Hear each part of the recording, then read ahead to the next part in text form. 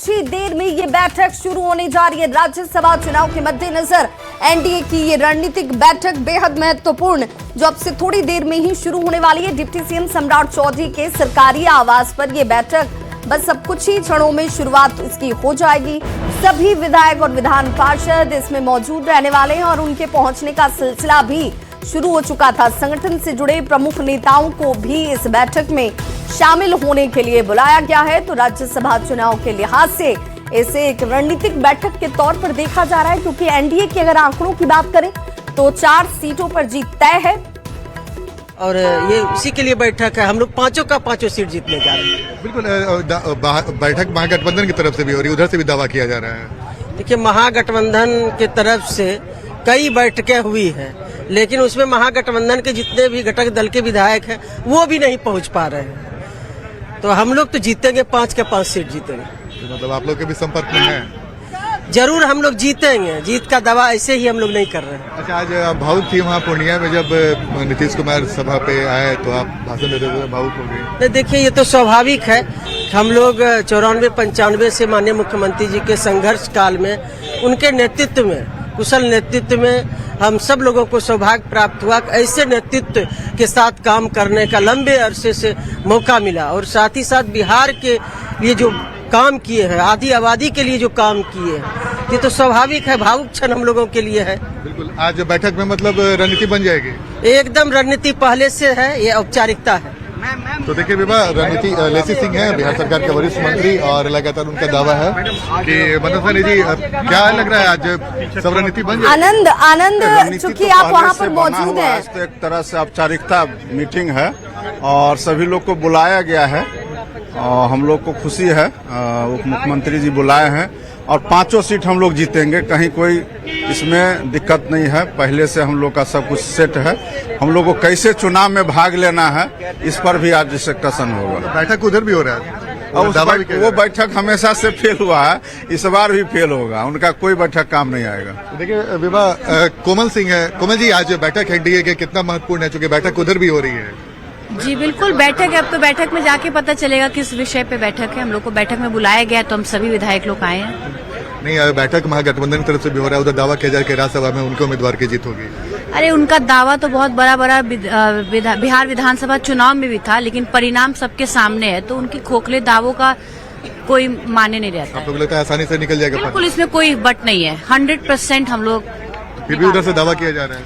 मैंने क्या बोला, दावा तो बिहार विधानसभा में भी वो बड़े कर रहे थे, लेकिन उनके दावे का कोई आधार नहीं होता है, वो ऐसे ही बोलते हैं। बिल्कुल, देखिए बीजेपी के विधायक, क्या लग रहा है सर, आज बैठक है, रणनीति बन जाएगी, सब तैयार हो गई? वो जानकारी ने हम लोग को बैठक में बुलाया गया है, अब देखते हैं क्या होता है। तो राज्यसभा के लिए बुलाया गया है, इतना तो जानकारी होगी ना? तो राज्यसभा का तो 16 को है ही चुनाव। तो तैयारी वारी हो गई है सर? एकदम बिल्कुल तैयारी है। हम लोग 5 जीत हो रही है? हाँ, 5 सीट निकलेंगे। जी बिल्कुल, देखिए उपेंद्र कुशवाहा की पत्नी इस वक्त मौजूद। मैम, क्या उम्मीद है एनडीए के उम्मीदवार को लेकर? क्या उम्मीद है बैठक को लेकर? एनडीए निकल रहा है, इसमें उम्मीद क्या करना है? वहाँ जी भी है रेस में। बिल्कुल सही। तो देखिए उपेंद्र कुशवाहा की पत्नी, उन्होंने भी दावा किया है कि जीत उनके उम्मीदवार की होगी। हरिनारायण सिंह जेडीयू के सबसे वरिष्ठ नेता, सर 5 उम्मीदवार के एनडीए की जीत होगी? सुनिश्चित जीत है, निश्चित रूप से जीत। दावा उधर से भी है सर? दावा तो करवे नहीं करे हैं, लेकिन जीत एनडीए की ही होगी, 5 सीट। अच्छा, आज इस बैठक में सब रणनीतियां बन के तैयार हो जाएगी आज? देखिए, मैं नहीं जानता हूँ कि क्या रणनीति होगा। बिल्कुल, देखिए हरिनारायण सिंह है जो आनंद, चूंकि वक्त 6 बजे का था और 6 बज चुके हैं, कितना और वक्त लगेगा जब ये बैठक शुरू हो जाएगी? क्योंकि अभी भी विधायकों के, विधान पार्षदों के पहुंचने का सिलसिला ही दिख रहा है। बिल्कुल बिल्कुल, देखिए 6 बजे का समय था, लेकिन अभी भी जैसा कि मैंने आपको बताया कि अभी भी विधायक जा रहे हैं अंदर, और अब से कुछ देर के बाद 5 मिनट के बाद बैठक शुरू हो जाएगी। और ऐसे भी देखिए बैठक शुरू हो जानी चाहिए 5 मिनट के बाद।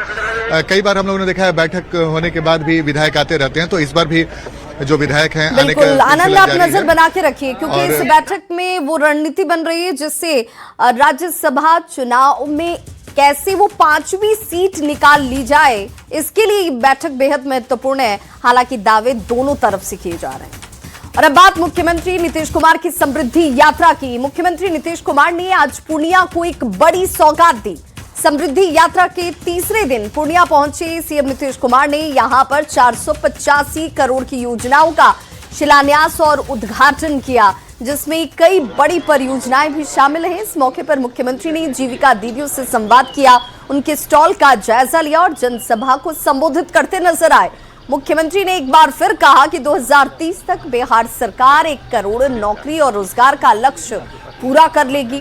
उन्होंने बिना नाम लिए लालू प्रसाद और राबड़ी देवी पर भी निशाना साधा और कहा कि इन लोगों ने महिलाओं के लिए कोई काम ही नहीं किया था। इतना ही नहीं, नीतीश कुमार ने कहा कि केंद्र की मदद से बिहार बहुत तेजी से आगे बढ़ रहा है और जल्द ही बिहार देश के विकसित राज्यों में शामिल होगा। आप जानते हैं 10 लाख नौकरी तो हो ही गया, लेकिन रोजगार में और बढ़ाते बढ़ाते हमने 40 लाख कर दिया। तो 10-10 लाख तो 2 ही 20 ही था, अब 10 और 40 मिलके 50 हो गया, अब बढ़ गया है। और फिर अगले इसी साल के लिए मैं 5 वर्षों में 1 करोड़ युवाओं को नौकरी और रोजगार देने का लक्ष्य किया गया। तो आप जान लीजिए कि इस तरह से युवाओं को भी सरकारी नौकरी में खूब और अच्छा होगा। सब जगह से एक तरह से काम किया जा रहा है और सरकार ने शुरू से ही सभी तबकों का विकास किया है, चाहे हिंदू हो, मुस्लिम हो, अपर कास्ट हो, पिछड़ा हो, अति पिछड़ा हो, दलित हो, महादलित हो, सभी के लिए काम किया गया। कोई काम पहले किया था जी, महिलाओं के लिए कुछ करता था? अपने 7 साल में भाग गया, हट गया था तो अपना पत्नी को लगा दिया था, लेकिन महिला को कोई काम किया था? उस सब पहले कोई काम नहीं किया था। और उसी तरह से हम लोगों ने एक तरह से महिलाओं के लिए और लड़कों के लिए सब तरह से हम लोगों की सरकार ने काम किया है। और अब केंद्र सरकार आपको मदद कर रहा है, बहुत आगे बढ़ेंगे और बहुत अच्छा विकसित हो जाएगा, ये जान लीजिए। अरे आप लोग भी आइए ना भाई, आप लोग भी कहिए ना, सब लोग कहिए। सारे लोग काम कर रहे हैं पूरे बिहार में, हर जगह जा रहे हैं, तो इसलिए इनको बधाई दीजिए कि सब काम लोग करने में लगे हुए हैं। तो आप जान लीजिए कि ये सब काम तो कर ही रहे हैं, तो इन कामों से पूर्णिया का, आपके पूर्णिया का पूरे तौर पर विकास होगा और केंद्र सरकार का भी पूरा सहयोग मिल रहा है। अब बिहार बहुत आगे बढ़ेगा और देश के विकसित राज्यों में शामिल होगा। यानी आपको हम बता दिया है कि खूब बढ़िया हो जाएगा, सब आगे होगा। तो इसके लिए आप ठीक है ना? जरा हाथवा उठा के बोला, ठीक है ना? चलिए, आप लोगों को बहुत बहुत बधाई है। तो पूर्णिया की सभा में अपने संबोधन के बाद मुख्यमंत्री नीतीश कुमार ने बिहार में हो रहे काम के लिए जनता से आभार जताने की अपील की। वहीं इस दौरान नीतीश कुमार अचानक से सम्राट चौधरी के पास जाकर पहुंच गए और सम्राट चौधरी के कंधे पर हाथ रखकर जनता का अभिवादन किया। तो ये वो तस्वीर है जो मंच पर नजर आई। डिप्टी सीएम सम्राट चौधरी के पास पहुंच गए, सीधे मुख्यमंत्री नीतीश कुमार उनके कंधे पर हाथ रखा, जनता के अभिवादन को स्वीकार करते हुए नजर आए। मंच पर संबोधन जैसे ही खत्म हुआ मुख्यमंत्री नीतीश कुमार का, मंच के पास सीधे डिप्टी सीएम के पास वो पहुंचते हैं। और अब बात लॉ एंड ऑर्डर की।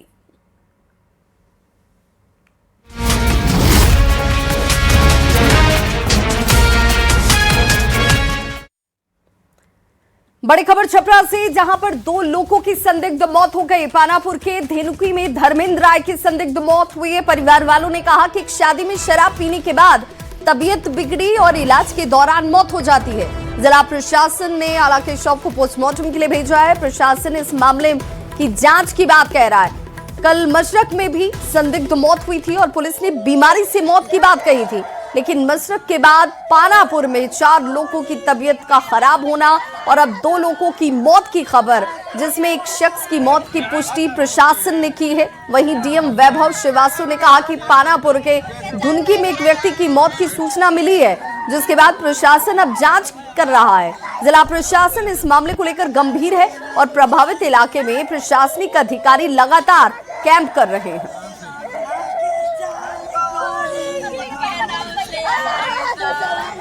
वहीं अगली बड़ी खबर आ रही है पटना से। नीट छात्रा संवेदना की मौत मामले से जुड़ी हुई ये बड़ी खबर। मनीष रंजन की जमानत एक बार फिर से टल गई है। पॉक्सो कोर्ट में सुनवाई पूरी हुई, लेकिन कोर्ट ने अगली तारीख कल की तय की। पीड़िता की मां ने सीबीआई पर अब सवाल खड़े किए हैं। सीबीआई केस की लीपापोती कर रही है। पीड़िता की मां ये कह रही है कि सरकार से अब न्याय की मुझे कोई उम्मीद नहीं है। पीड़िता की मां बोलते बोलते बेहोश हो गई और बाद में उन्हें इलाज के लिए अस्पताल ले जाया गया।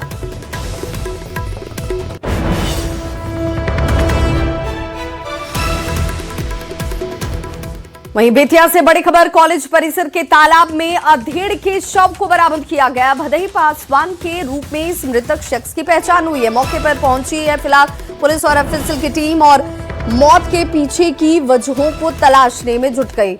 मृतक के पुत्र रमाकांत पासवान की तरफ से कहा गया कि उनके पिता पिछले कई महीनों से बीमार चल रहे थे। देखिए, मुफस्सिल थाना अंतर्गत RLSY कॉलेज के कैंपस में जो पोखर है उस पर एक डेड बॉडी होने की सूचना करीब 10 साढ़े 10 के आसपास थाना को मिली थी। जैसे हम लोग यहाँ पे आए थे तो FSL टीम वगैरह को बुला लिया गया था और जो आसपास के लोगों को भी हम लोगों ने बुलाया तो लाश की पहचान हो गई है। और ये शौच के लिए व्यक्ति सुबह निकले थे और ये बीमार भी रहते थे, ऐसा बताया जा रहा है। तो अभी पोस्टमार्टम के लिए भेज रहे हैं हम लोग। और अब नजर डालते हैं देश दुनिया के खबरों पर।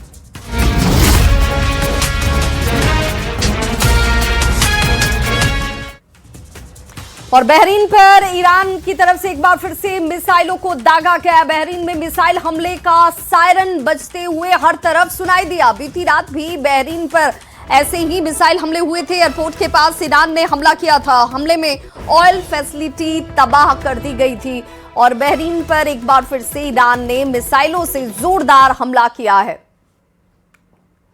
तो तस्वीरें आपके सामने, और जहां पर ईरान की तरफ से ताबड़तोड़ हमले किए जा रहे हैं और बहरीन इस वक्त जरूर दहल उठा है क्योंकि मिसाइल अटैक लगातार होता हुआ और ईरान ने हमले में ऑयल फैसिलिटी को भी तबाह किया।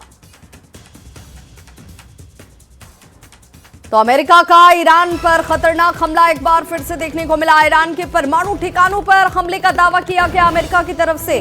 परचिन की परमाणु साइट पर अमेरिका की तरफ से हमले का दावा किया जा रहा है। हमले की सैटेलाइट तस्वीरें भी सामने आई हैं। तालेगन में GBU-57 बताया जा रहा है जिसके ऊपर बंकर बस्टर बम होते हैं और इसी पर ये हमले किए गए। हमले की सैटेलाइट तस्वीरें भी सामने आई हैं।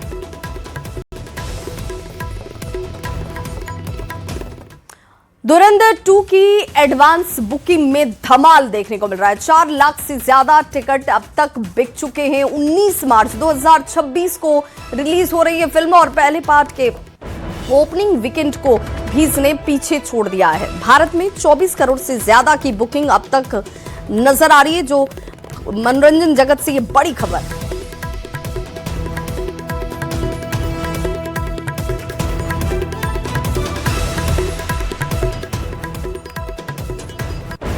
और अब खेल जगत से जुड़ी खबर। तो आईपीएल हमारे देश में एक इवेंट के रूप में मनाया जाता है। T20 वर्ल्ड कप के बाद भारतीय खिलाड़ियों के अंदर आईपीएल को लेकर एक अलग सा उत्साह है क्योंकि पूरे विश्व कप में भारतीय खिलाड़ियों ने बेहतरीन प्रदर्शन किया और उसका परिणाम ही ट्रॉफी के रूप में उन्हें जो जीत हासिल हुई।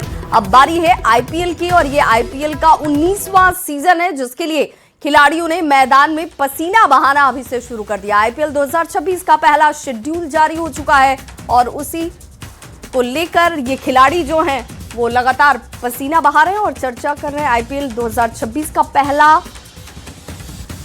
20 मैचों का शेड्यूल जो है वो जारी हो चुका है। ये मैच 28 मार्च से 12 अप्रैल तक खेले जाएंगे।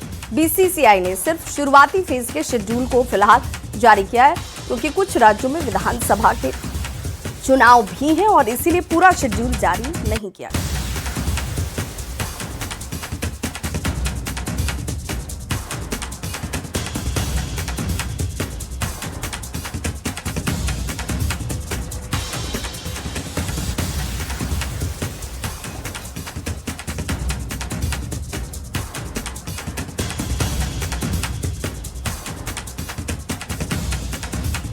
और 6 के सिक्सर में अब आपको एक खास रिपोर्ट दिखाने जा रहे हैं। बिहार के गोपालगंज जिले की एक दिव्यांग छात्रा इन दिनों पूरे देश में वायरल है।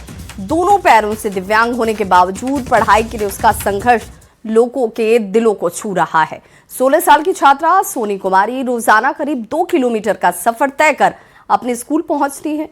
खास बात यह कि वो दूरी पैरों को घसीटते हुए तय करती है और जब उसका वीडियो सोशल मीडिया पर सामने आया तो नेता से लेकर अभिनेता और कवि और समाज सेवकों ने उसकी मदद के लिए हाथ आगे बढ़ाए हैं।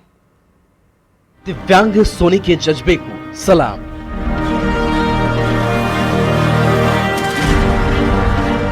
सोनी के हौसलों को मिली उड़ान।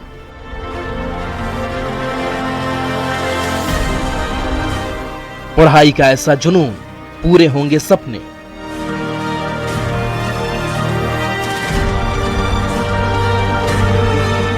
कई लोगों ने बढ़ाया मदद का हाथ।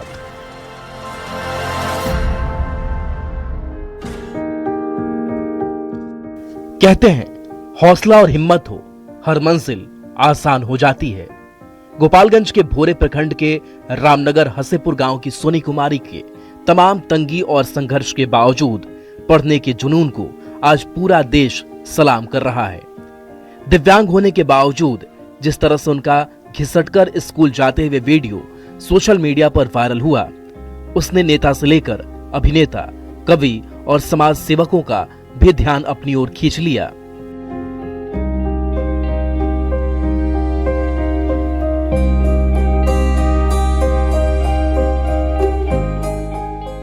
न्यूज़ 18 बिहार झारखंड ने सबसे पहले दिव्यांग सोनी कुमारी की खबर दिखाई थी, जिसके बाद इनका वीडियो सोशल मीडिया पर वायरल हुआ। वीडियो वायरल होते ही सोनू सूद ने एक्स पर पोस्ट किया, मदद का आश्वासन दिया, लिखा कि एड्रेस भेजो, व्हीलचेयर घर पहुंच जाएगा। उसके बाद प्रसिद्ध कवि कुमार विश्वास ने भी मदद का भरोसा दिया। साथ ही बीजेपी विधायक मैथिली ठाकुर ने भी सोनी को मदद का आश्वासन दिया। दरअसल सोनी कुमारी दिव्यांग है और डॉक्टर बनना चाहती हैं। स्कूल घर से करीब 2 किलोमीटर दूर है, लेकिन उन्होंने दिव्यांगता नाम के रोड़े को भी कभी अपने सपने के बीच में नहीं आने दिया और वो हर दिन इसी तरह स्कूल जाती हैं। सोनी का सपना साकार होगा कि सोनी जो है पढ़ने के लिए बहुत ही इच्छुक है और वो डॉक्टर बनकर अपने तरह का हर आदमी का सेवा करना चाहती है कि कोई भी मेरे तरह आदमी नहीं हो और पढ़कर हम डॉक्टर बने और सभी लोगों का सेवा करें। सोनी की मदद के लिए बिहार के हेलमेट मैन शाहिद ने भी हाथ बढ़ाया है। उन्होंने स्कूल बैग, किताब सहित नगद राशि भी मदद के तौर पर दी है, जबकि जिला प्रशासन की ओर से ट्राईसाइकिल मुहैया कराने का आश्वासन दिया गया है। मेरे तरफ से तो सोनी के लिए जो हम अपना नंबर छोड़ दिए हैं, कार्ड छोड़ दिए हैं, जिस तरह की जरूरत होगी हम इसके लिए तैयार हैं।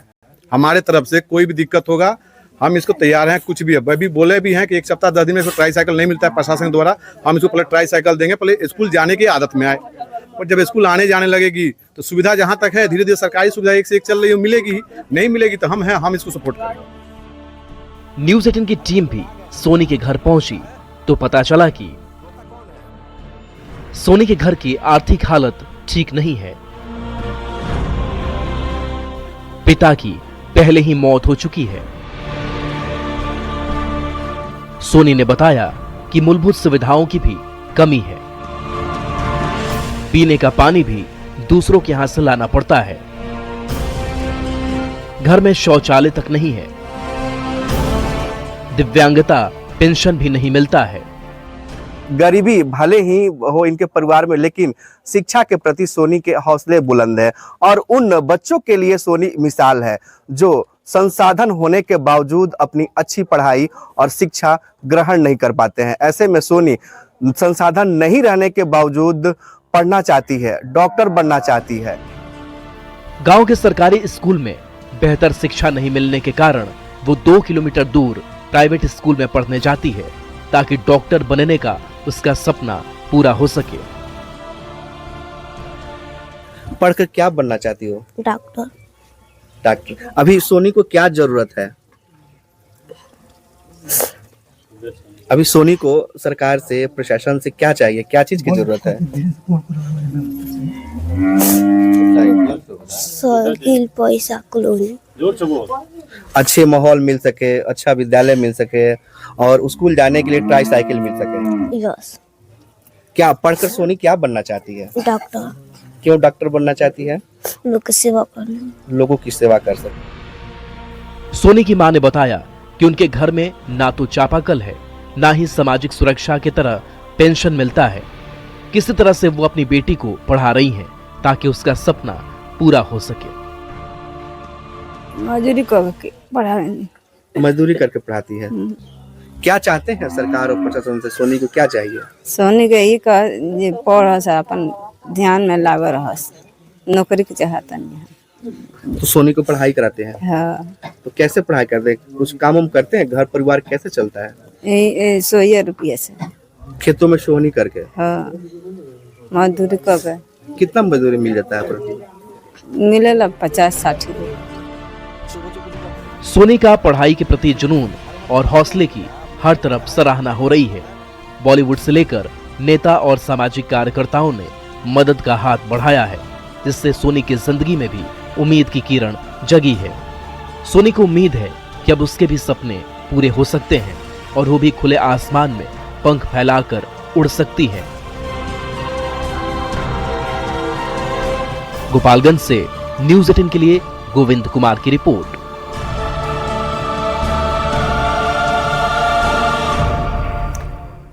तो गोपालगंज की वायरल दिव्यांग छात्रा सोनी कुमारी को ट्राई साइकिल मिल चुकी है। डीएम पवन कुमार सिन्हा के निर्देश पर पहुंची शिक्षा विभाग और सामाजिक सुरक्षा कोषांग के अधिकारियों की टीम ने ट्राई साइकिल सौंपा है। साथ ही सोनी को दिव्यांगता पेंशन योजना से भी जोड़ा जा रहा है। डीएम ने कहा कि छात्रा का राइट टू एजुकेशन के तहत निजी विद्यालय में नामांकन हुआ है, लेकिन शिक्षा विभाग ने छात्रा की दिव्यांगता के बारे में जानकारी नहीं ली, इसीलिए डीईओ योगेश कुमार से शो कॉज किया गया है। साथ ही सामाजिक सुरक्षा कोषांग के सहायक निदेशक अजय कुमार पर भी शो कॉज किए गए। नंबर 1, आज जो हमारी टीम गई, जो अजय जी गए, जो समाज सुरक्षा कोषांग के बड़े प्रभारी अधिकारी, उनको ट्राईसाइकिल उपलब्ध करा दिया गया है। और चूंकि इनका विकलांगता पेंशन, जो दिव्यांगता पेंशन है, वो अप्लाई नहीं हुआ था, इसको अप्लाई करा दिया गया है। अगले 2 से 3 दिनों में हमारे स्तर से इसको प्रोसेस करते, राज्य सरकार के स्तर से भी इसको हम लोग सैंक्शन कराने की चेष्टा करेंगे ताकि अगले महीने का पेंशन प्रारंभ कर सके। और साथ ही साथ बुनियादी केंद्र के महाप्रबंधक को शासक आदेश दिया गया, बच्चे का हर महीने एक बार मेडिकल चेकअप करा दिया जाए ताकि इनको हम लोग और भी सहायता प्रदान कर सकें। इस प्रक्रिया में दोषी जितने भी लोग हैं उनको विलंब के लिए हम लोग शो कॉज कर रहे हैं। आवश्यकता अनुसार उनके विरुद्ध विभागीय कार्रवाई भी प्रारंभ की जाएगी।